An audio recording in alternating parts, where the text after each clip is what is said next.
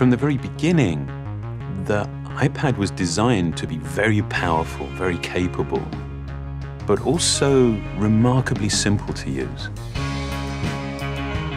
So our goal was to take all the amazing things that you can do with a full-size iPad, but pack them into a product that is so much smaller. And that's what we did with the new iPad mini. One of the things that makes iPads so incredible is that there's almost no end to what you can do with it. So when we decided to make the iPad mini, we wanted to make sure it had all the features that make iPad so magical. We began with a display that has the same resolution as the iPad 2. So all your apps and content look and work the same way. And at 7.9 inches, it's small enough to fit in one hand, but it's still large enough to give you that rich, immersive iPad experience. It has a dual-core A5 chip for fast, fluid performance, both FaceTime and iSight cameras. It gets a full 10 hours of battery life, and it runs more than 275,000 apps made just for iPad. These aren't scaled-up phone apps.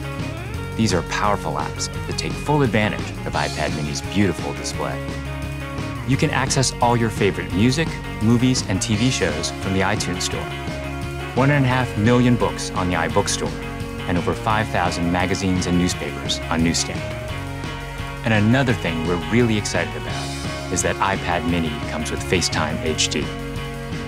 Seeing your friends and family in high definition makes you feel like you're that much closer.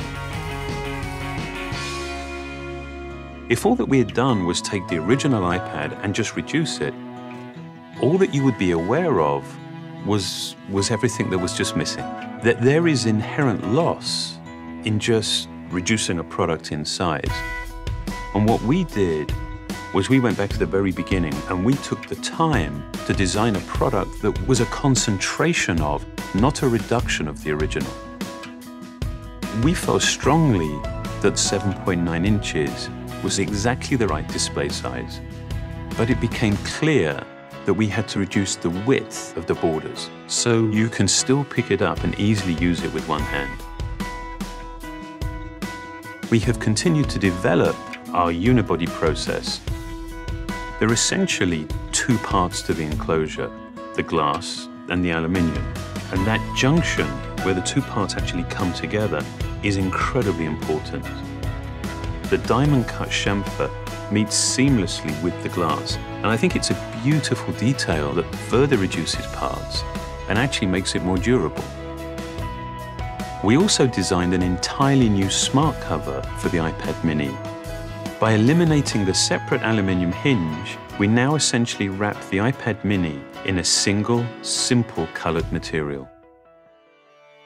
The biggest challenge that we faced was incorporating all of these great features in a much smaller and lighter device. In order to do this, every part had to be custom designed, starting with the display. The glass on the front and back are only 0.2 millimeters thin. The touch subsystem is a mere 0.12 millimeters thin. It weighs half as much as any we've ever done before. Beyond the screen, we took some dramatic steps to maximize interior space. It has the largest and thinnest single-cell battery we've ever designed. We designed a smaller motherboard to house the powerful A5 chip and built in the new, smaller Lightning connector.